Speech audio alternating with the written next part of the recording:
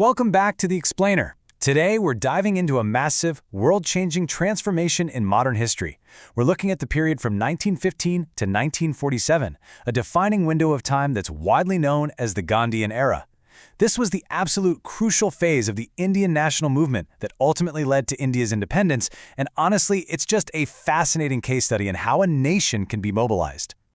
Now, what's really interesting about this quote is the sheer scale of the shift it describes. Before 1915, the push for Indian independence was largely an elite political movement. But then, one leader comes along and completely disrupts that traditional political landscape, turning it into a massive movement that pulled in peasants, workers, women, students, just everyday ordinary people. So how exactly did that happen? Well, that is exactly what we're going to unpack today. Here's our roadmap.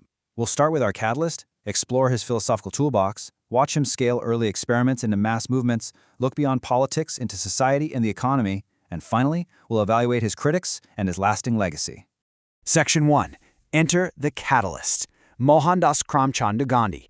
When he returned to India from South Africa in 1915, guided by his mentor Gopal Krishna Gokhale, he brought back a completely new, field-tested approach to civil rights and resistance.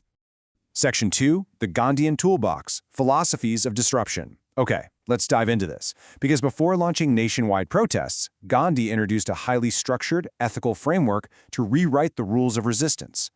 The foundational tool here was satyagraha, meaning truth force. And it's important to understand this wasn't just passive resistance. It was an active, strategic weapon designed to apply intense moral pressure on the oppressor. It fundamentally shifted the whole paradigm, from traditional armed rebellion to a battle for moral legitimacy. And closely tied to that is ahimsa, or nonviolence. This served a really brilliant dual purpose. Yes, it was an incredibly effective political strategy against a heavily armed colonial power, but it was also a strict, non-negotiable ethical principle. It was literally the engine that powered his entire movement. So, what was the ultimate goal of these tools? Swaraj, self-rule. But notice how broadly Gandhi defined this. It wasn't just about political independence. Swaraj was this holistic vision that encompassed moral freedom, sweeping social reform, and economic self-reliance. For him, just kicking the British out wasn't enough. True independence required deep internal reconstruction. Section 3. Experiments to mass movements, beta testing resistance. You don't just roll out a brand new political philosophy to hundreds of millions of people overnight. You have to test it. Look at the variety of these early, local experiments. First, in Champaran, Bihar in 1917, he tackled forced indigo cultivation, and that led to accepted reforms, his first major success in India.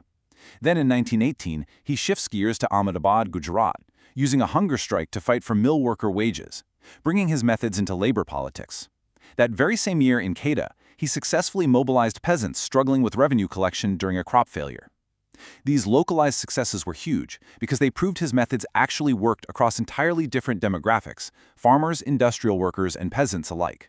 Let's move on and see how this builds, because those local successes really laid the groundwork. By 1920, the environment in India reached an absolute boiling point, triggered by this domino effect of colonial actions. First, the British passed the Rollout Act in 1919, allowing detention without trial.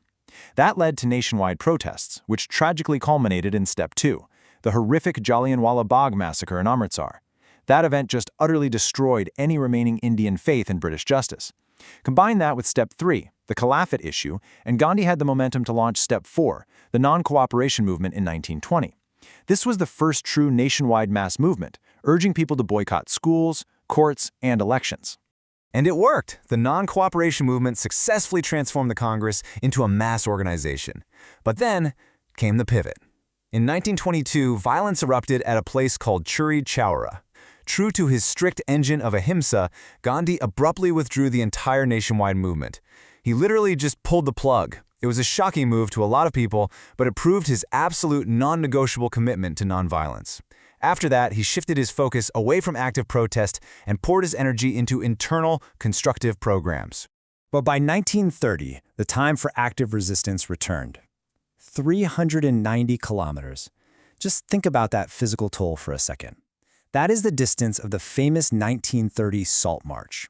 Gandhi and his followers marched all the way from the Sabarmati ashram to the coastal village of Dandi just to make salt. By targeting a basic, everyday necessity that was heavily taxed by the British, he made nationalism immediately accessible to the masses, and that officially sparked the civil disobedience movement. The features of this civil disobedience were a massive escalation. The masses were actively engaged now, refusing to pay taxes, openly violating colonial laws, and boycotting foreign goods. And this widespread disruption was incredibly effective.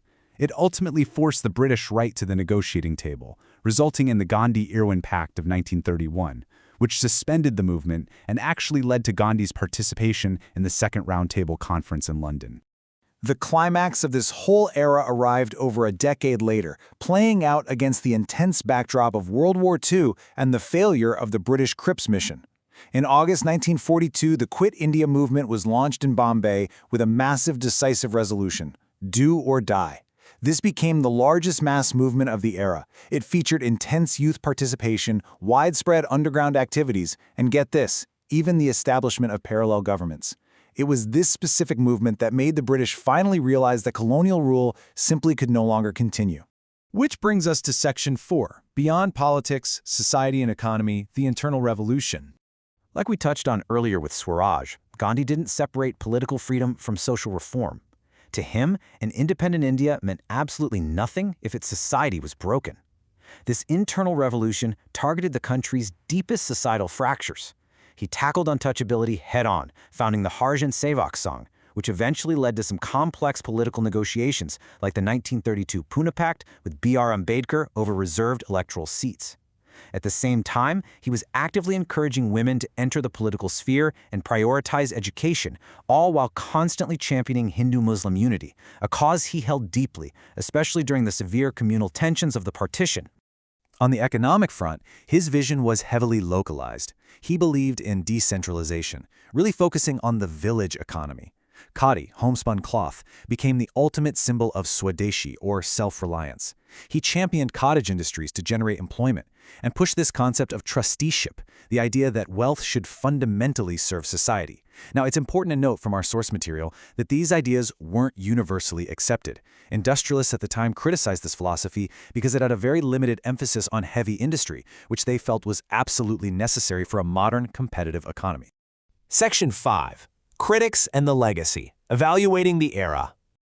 Now, this brilliantly illustrates how complex the independence struggle was, because while Gandhi's methods were immensely impactful, they faced significant, valid criticisms.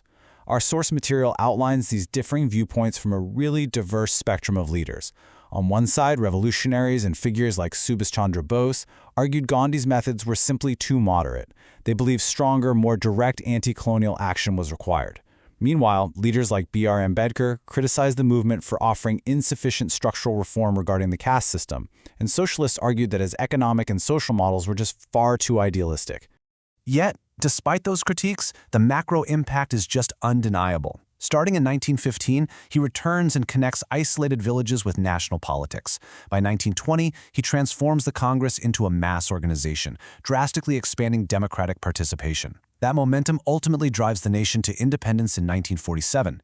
And beyond India, he introduced ethics into politics in a way that resonated internationally, eventually inspiring global nonviolent movements and legendary leaders like Martin Luther King Jr. and Nelson Mandela. So, we've covered the tools, the massive movements, and the internal societal shifts of the 1915 to 1947 era. As we wrap up this explainer, I want to leave you, the focused learner, with this final thought drawn straight from the core themes of this history. How did introducing more legitimacy fundamentally change the path of modern anti-colonial resistance? Think about the mechanics of ethical politics, the sheer power it holds in mass mobilization, and how it completely rewrites the rules of power itself. Keep exploring, and thanks for joining me today.